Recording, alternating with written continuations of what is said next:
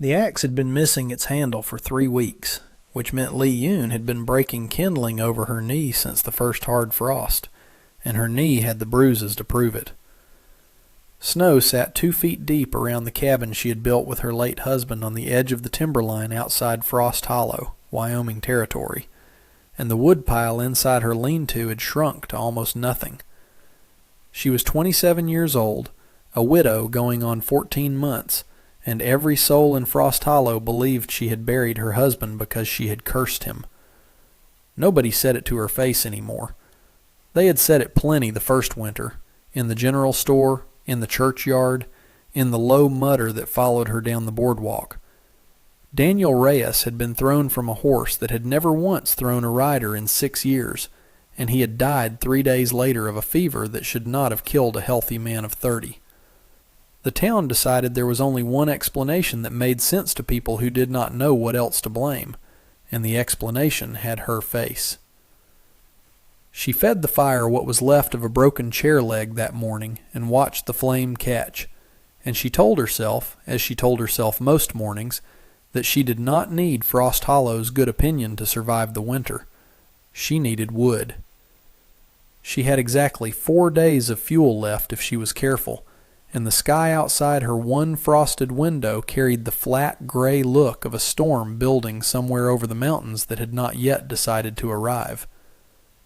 She spent the rest of that morning doing what she had done most mornings since Daniel died, taking stock of what little she had and stretching it further than it wanted to go. There was salt pork enough for another week if she was frugal, a sack of beans half gone, and flour she was already rationing into thinner biscuits than she liked to admit. She had learned, in 14 months alone, that hunger was a manageable thing. Cold was not. Cold found the gaps in a person's resolve the way water found cracks in stone, and she had watched 2 families pass through Frost Hollow that winter thinner and grayer than they had arrived, chased out by nothing more dramatic than a woodpile that ran out too soon. She thought sometimes of her mother, who had crossed an ocean with nothing but a trunk and a husband's promise, and who had told her once that a woman who could not provide her own warmth had no business waiting on a man to provide it for her. Li Yun had built this cabin's foundation herself, laid half its floorboards with her own 2 hands while Daniel worked the claim, and she was not about to let the town's suspicion or her own exhaustion undo 4 years of that labor now. Still, her knee ached where she had bruised it against the kindling that morning, and the sky over the mountains had the flat, waiting look of weather that meant to be unkind. That afternoon, a wagon stopped on the trail below her cabin, and a man climbed down from it with an axe over one shoulder and a face Li Yun did not recognize. He introduced himself as Ezra Whitfield, a rancher who ran cattle on the section past the ridge, and he said he had heard her woodpile was low. He said it plainly, without apology, and without the careful, pitying tone most of the townsfolk used when they spoke to her at all. He set his axe against the side of the lean-to and began splitting logs from her own cordwood pile, the ones too green and too thick for her to manage alone, and he did it without asking permission and without waiting to be thanked. "You do not need to do that," Li Yun said, standing in her doorway with her arms crossed against the cold. "I know I don't need to," Ezra said, not looking up from the log he was setting on the block. "Doing it anyway." "People in town will talk." "People in town talk regardless of what I do or don't do." He split the log in one clean stroke, set the 2 halves aside, and reached for another. "Figure I might as well give 'em something worth talking about." She did not answer that, but she did not go back inside either. She stood in the doorway and watched a stranger split 3 hours' worth of firewood in under 1, his breath fogging white in the cold, his hands sure and unhurried on the axe handle, and something in her chest that had been clenched tight for 14 months, loosened by some small, careful measure she was not ready to name. He stacked the split wood against her wall in neat rows before he left, refused the coffee she offered twice, and told her he would be back before the week's end to check the pile. She stood at her window and watched his wagon disappear down the trail toward the ridge, and told herself it meant nothing, a neighborly kindness, and nothing more. The same as she told herself most things that winter that she was not yet brave enough to examine too closely. Word of it reached town before Ezra's wagon wheels had finished cooling. Frost Hollow was small enough that a stranger's kindness toward the cursed widow traveled faster than any letter the telegraph office could send, and by the following market day the whispers had teeth in them that had not been there before. Lee Yoon felt the change the moment she stepped into Halloran's general store for flour and coal oil. Conversation did not stop exactly, but it thinned, the way water thins before it freezes, and she felt every eye in the room measure the distance between her and the door. "Didn't expect to see you making the trip in this weather," said the woman behind the counter, a sharp-featured widow herself named Constance Marlowe, who ran the store with her brother and had never once in 14 months offered Lee Yoon anything warmer than the bare minimum of civility. "Heard you had help splitting your wood this week." "I did," Lee Yoon said, and set her coins on the counter without elaborating further. "Ezra Whitfield's a careful man," Constance said, weighing out the flour with slow, deliberate movements. "Careful men don't usually go out of their way for trouble they don't have to take on." "Is that what I am? Trouble?" Constance did not answer directly, which was answer enough. She wrapped the flour in brown paper and set it on the counter, and her eyes flicked once toward the door before she spoke again, lower now, almost kind despite herself. "Daniel Reyes was well liked in this town," Constance said. "Folks took his dying hard. Easier to have a reason than to have none at all. I'm not saying it's fair. I'm saying it's what happened."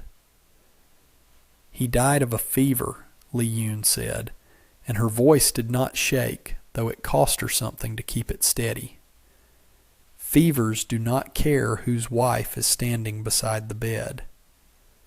She left the store with her flour and her coal oil and the particular ringing silence that follows a person out of a room where they have just been discussed as though they were not present, and she was 3 steps onto the boardwalk when a man's voice stopped her. "Mrs. Reyes?" She turned. Sheriff Otis Bramwell stood outside the jailhouse with his thumbs hooked in his belt, a man Lee Yoon had spoken to exactly twice in 14 months, both times about matters of property, and neither time pleasant. "There's been talk about Whitfield coming around your place," Otis said. "Thought you ought to know some folks aren't happy about it. A man's got a right to be careful who he takes up helping in a town like this." "He was splitting firewood, Sheriff, not proposing marriage." "All the same," Otis's eyes were not unkind, but they were not warm either. The particular flat gaze of a man who had decided long ago that keeping the peace mattered more than deciding who deserved it. "You'd do well to mind how it looks. This town's got a long memory for things it decided about a person early." She passed the churchyard on her way out of town, the same low iron fence and the same rows of markers, Daniel's stone plain and unadorned among them, because she had not been able to afford anything finer that first winter. She stopped there a moment, as she sometimes did, not out of any grief that still cut fresh, but out of a habit of checking in with the one person in Frost Hollow who had never once looked at her like she carried something dangerous inside her. The wind moved through the bare cottonwoods along the fence line, and somewhere behind her she heard the door of the mercantile swing shut, and she understood, without turning around, that someone had been watching her stand there, measuring even her grief for signs of guilt. It was a small thing, being watched that way, but it had worn a groove into her over 14 months, the particular exhaustion of a person who could not simply be sad without an audience deciding what her sadness meant. She thought about Ezra's steady hands on the axe, the plain way he had spoken to her without pity or suspicion, and she found herself walking a little faster toward home than the cold alone accounted for. Lee Yoon walked the 2 miles back to her cabin, with her flower balanced against her hip, and the sheriff's warning settling into her chest like a stone dropped into still water. And she was almost to her own door when she saw the wagon parked below the ridge trail again, and Ezra Whitfield standing beside it, with a second axe and a coil of rope, waiting. "You did not need to come back so soon," she said, though something in her had hoped he would. "Told you I would." He looked at her carefully, the way a man looks at someone he suspects has had a hard afternoon and is not ready to say so. "Something happen in town?" "Nothing that concerns you."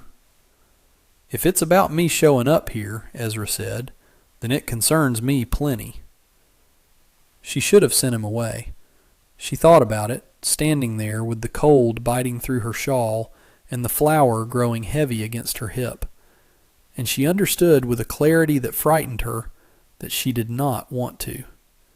She had spent 14 months being careful, being quiet, being the kind of widow that gave a suspicious town nothing further to talk about. And something about the stubborn, unhurried way Ezra Whitfield split her firewood made her feel, for the first time since Daniel died, like a person instead of a rumor. "Sheriff Bramwell thinks you'd do well to mind how it looks," she said finally. "You coming here." Ezra's jaw tightened, but his voice stayed level. "Bramwell can mind his own woodpile." He set the second axe against the wall. "You want me gone? I'll go.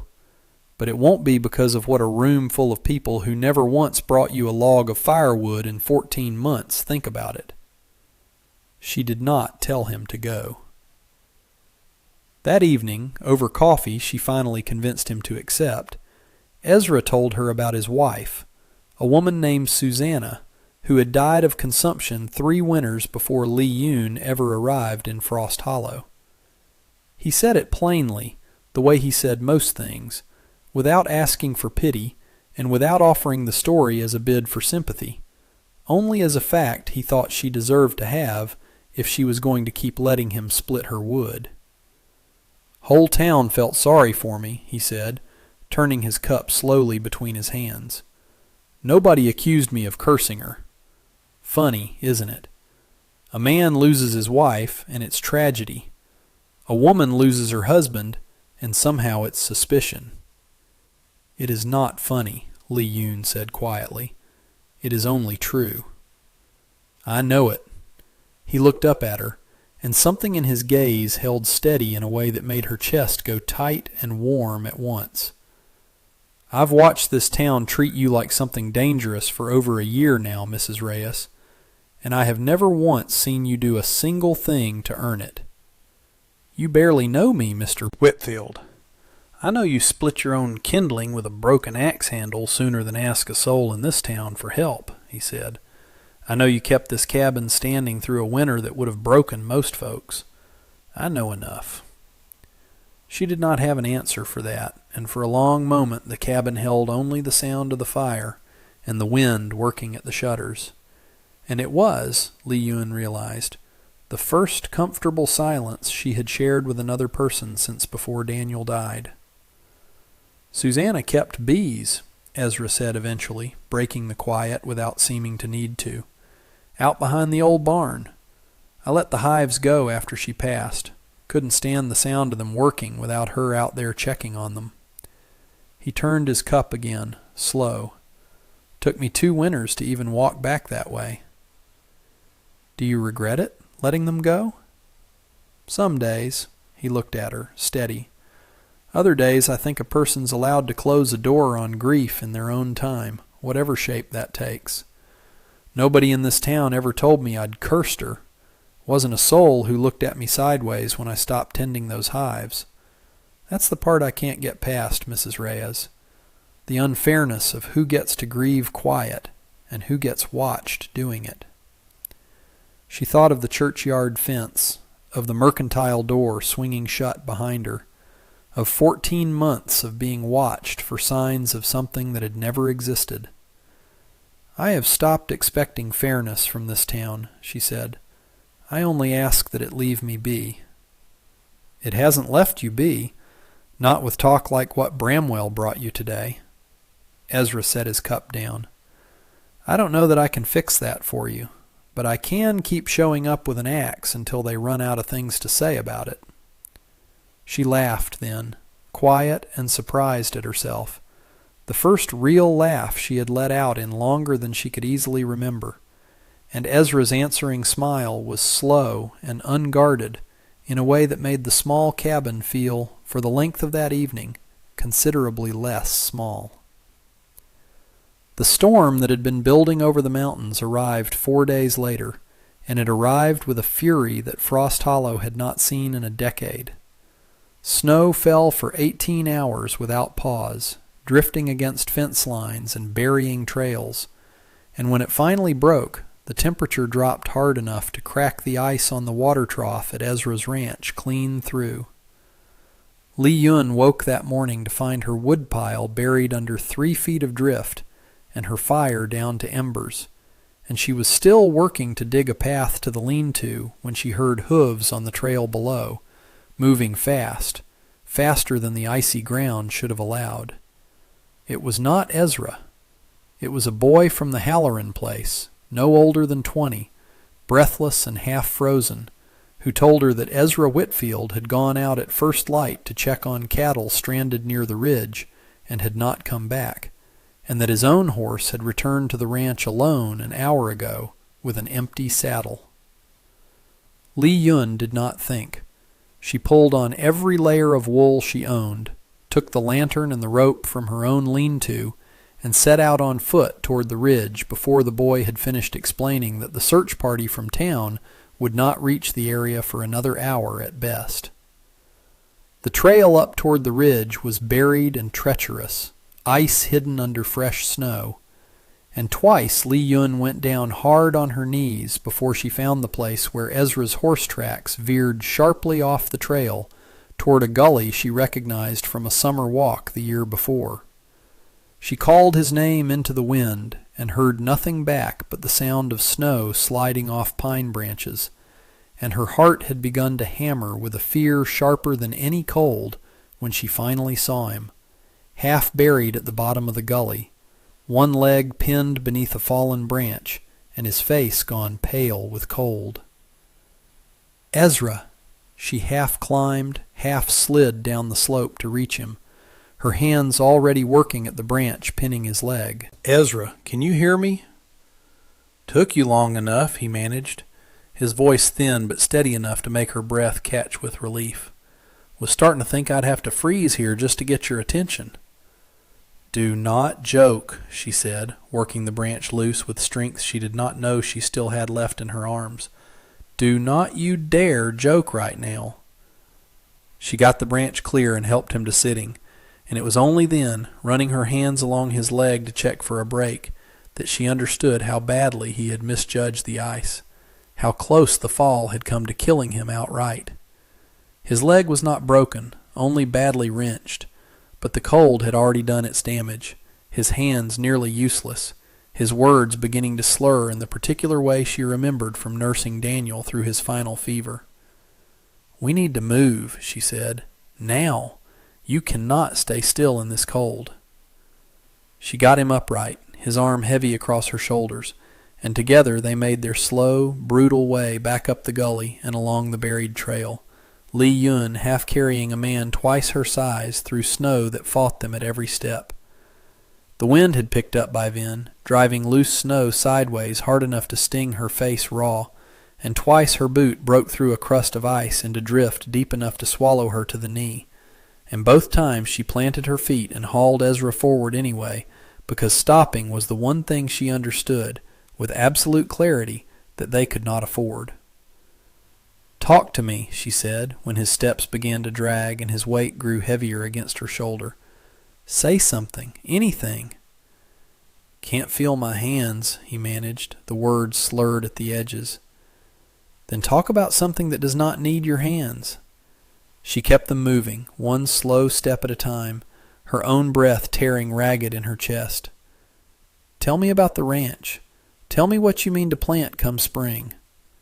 He talked, disjointed and slow, about a stretch of bottomland he meant to put to hay, about a mare he was hoping would foal in April, and Li Yun understood that none of it mattered except the sound of his voice staying present, staying with her, proof against the particular silence that had taken her husband from a fever bed with no warning at all.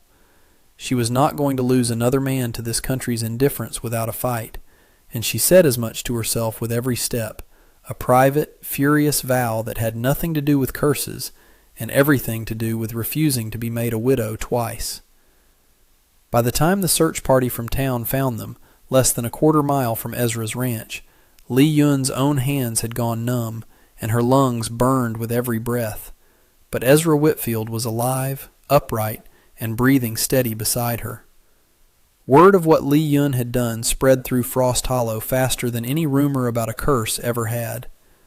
The men from the search party had seen it with their own eyes, a widow the town had spent 14 months whispering about, walking half a mile through a killing storm to drag a rancher out of a gully and carry him home on her own 2 feet, and there was no story of curses or bad luck that survived contact with that particular truth.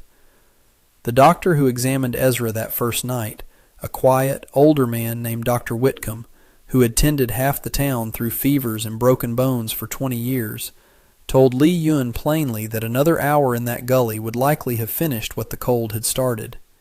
He said it while wrapping Ezra's leg, glancing up at her with an expression she had not seen directed at her in 14 months, something closer to respect than suspicion. Folks in town are going to hear about this, Dr. Whitcomb said. Man doesn't survive a fall like that without help, and help doesn't come from nowhere. You ought to know that before you walk back into that mercantile. I did not do it to be talked about, Li Yun said. No, the doctor agreed, tying off the last of the bandage. That's rather the point, isn't it? Most people around here only do the decent thing when someone's watching. He straightened, wiping his hands on a cloth. You did it in a blizzard with nobody watching at all. Town's going to have a hard time squaring that with the story it's been telling itself. Ezra spent 3 days recovering at his own ranch under the care of the doctor from town, and Li Yun visited each of those days, first out of plain concern, and then, by the 3rd day, because she no longer had any interest in pretending otherwise to herself. She found him sitting up in a chair by his fire on the 3rd morning, his leg wrapped and propped, color returned to his face, and something in the way he looked at her when she came through the door made her stop just inside the threshold. You saved my life out there, he said. I have not said that plainly yet. I am saying it now. You would have done the same, she said. Maybe, but you're the one who did it. He gestured toward the chair across from his own, and she sat, close enough that she could see the exact moment his expression shifted from gratitude into something more careful. I have been thinking about something since I woke up in that gully with you kneeling over me, half frozen yourself. That is that.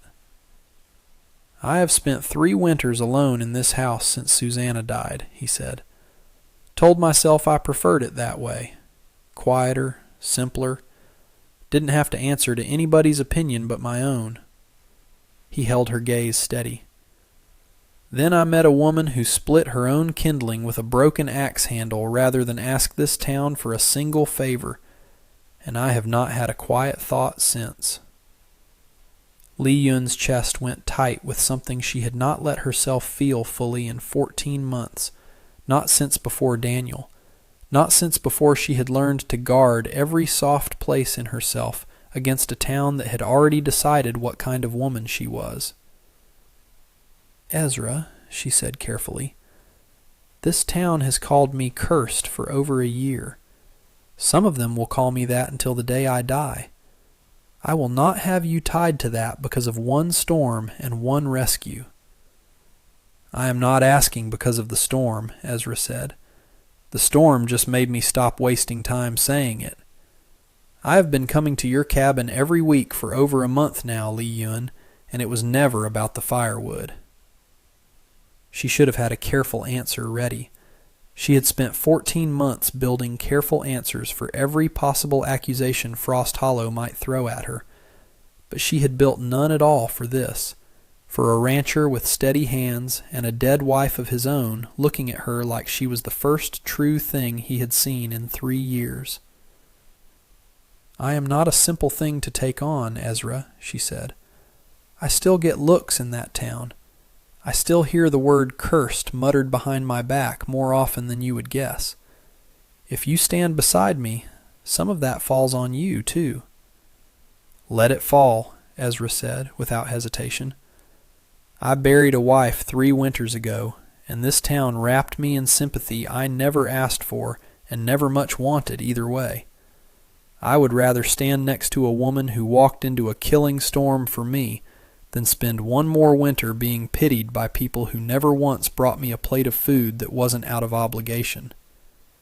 He leaned forward, elbows on his knees, his eyes not leaving hers. "I am asking you plainly, because I think plain is what you deserve after 14 months of this town speaking around you instead of to you. Will you have me, Li Yun? Not for the firewood, not for the rescue, for whatever comes after." The fire popped once in the grate, and outside the window the last of the storm's clouds had broken apart into a sky gone hard and clear and blue, and Li Yun thought of her mother crossing an ocean on nothing but a promise, and of Daniel's plain stone in the churchyard, and of a woodpile split clean by a stranger who had never once asked her to be anything other than exactly what she was. "It was never about the firewood for me either," she admitted, and something in Ezra's face broke open with a relief so plain it made her own throat go tight. The talk in town did not vanish overnight, but it changed shape. Constance Marlowe, of all people, was the first to say something different out loud, remarking to a customer within Li Yun's hearing that a woman who would walk into a killing storm for a man she barely knew hardly sounded like the kind who brought a curse down on anybody. Sheriff Bramwell tipped his hat to her on the boardwalk 2 weeks later, a small gesture that cost him nothing and meant, in its own quiet way, everything. 3 months passed. Winter loosened its grip slowly, the way it always did in that country, snow retreating in patches until the first green showed along the creek bottom, and by the time the last hard frost broke, Ezra Whitfield's leg had healed clean, and Li Yun's cabin sat empty of everything but a few belongings she meant to keep, because she had moved the rest of her life up the ridge to his ranch 2 weeks before the wedding. In those 3 months, the ranch had changed in small, steady ways that Li Yun found herself proud of in a manner she had not expected. She had put in a kitchen garden along the south wall, the soil turned and planted before the last frost had fully given up its hold. And Ezra had rebuilt the old beehives behind the barn at her quiet urging, standing well back the first afternoon the bees returned to work, while she laughed at how carefully a man who wrestled stubborn cattle for a living handled a single wooden frame of honeycomb. The mare he had spoken of during the storm foaled healthy in April, a bay filly Li Yun named after no one in particular, simply because she liked the sound of the name against the ranch's quiet. Frost Hollow itself had softened toward her by degrees. She measured the way she once measured her woodpile, carefully and without much hope of a sudden change. Women who had once crossed the street to avoid her now nodded on the boardwalk. The preacher who married them had, in the weeks before the ceremony, called on her twice without any excuse beyond wanting to know how she was settling, a kindness that would have seemed unremarkable in any other town, and felt, in Frost Hollow, like something close to an apology no one quite had the words to say outright. They married on a mild spring morning in the same churchyard where the whispers had once followed her hardest, and if any soul in Frost Hollow still believed the old talk about curses, They kept it to themselves that day, because the whole town turned out to watch a rancher and a widow stand together in front of the preacher, and there was nothing in either of their faces that looked cursed at all. Constance Marlowe brought a jar of preserves as a wedding gift, setting it into Lee Yun's hands with an awkward, unpracticed warmth that suggested the gesture had cost her something to work up to. Sheriff Bramwell stood near the back of the small gathering, hat in hand, and offered a nod when the preacher pronounced them married that Lee Yun understood, from a man built out of careful neutrality, as close to a blessing as he knew how to give. Dr. Whitcomb stood near the front with his wife, and it was he who said, loud enough for half the churchyard to hear, that he had never in 20 years of doctoring seen a stronger pair of hands than the ones that had dragged Ezra Whitfield out of that gully, and nobody in Frost Hollow argued the point. Lee Yun wore no elaborate dress, only her best blue wool with her mother's silver combs in her hair, the same combs that had crossed an ocean in a trunk decades before, and had waited through 14 months of whispered suspicion and one brutal winter storm for a day like this one. She had not expected 14 months earlier, standing over Daniel's fresh grave with the whole town watching her too closely, that she would ever again stand in that same churchyard and feel the ground beneath her as anything other than unsteady. Afterward, Lee Yun stood beside the new woodpile at Ezra's ranch, split clean and stacked high enough to last 2 winters instead of 1, and Ezra came to stand beside her, with his hand finding hers the easy way it had learned to over the past 3 months. "Never thought firewood would be what did it," he said, looking at the stack with something like pride. "It was not the firewood," Lee Yun said, echoing him, and felt him laugh quietly beside her, and understood that whatever curse the town had once hung around her name had finally, fully, burned itself out in the warmth of that ordinary, well-earned house. She thought, standing there with the spring sun warm on her shoulders and Ezra's hand steady in hers, of every cold morning she had spent breaking kindling over her bruised knee, certain that no one in Frost Hollow would ever look at her as anything other than a warning. The town had needed a reason for Daniel's death, and she had been the easiest reason available. A stranger's face in a place that trusted strangers less than it trusted its own fear.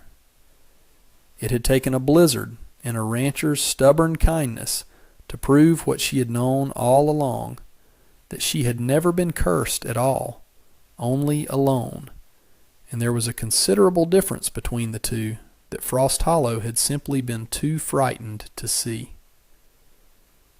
"Bees are due to swarm again come summer," Ezra said, looking out past the new woodpile toward the hives behind the barn. "Susanna always said a strong hive tells you everything about the season ahead." "Then we shall see what kind of season it means to be," Lee Yun said, and leaned into him, and the two of them stood together a while longer in the quiet, watching the last of the wood smoke curl up from the chimney into a sky that, for the first time in longer than either of them cared to count, held nothing but clear and ordinary blue. And that brings us to the end of this one. If you stayed with me all the way through, thank you. Stories like this one only get told because folks like you sit down and listen. If you liked what you heard, go ahead and hit that like button. And if you want more stories from the old frontier, subscribe so you don't miss the next one. Until then, take care of yourself, and thanks again for being here.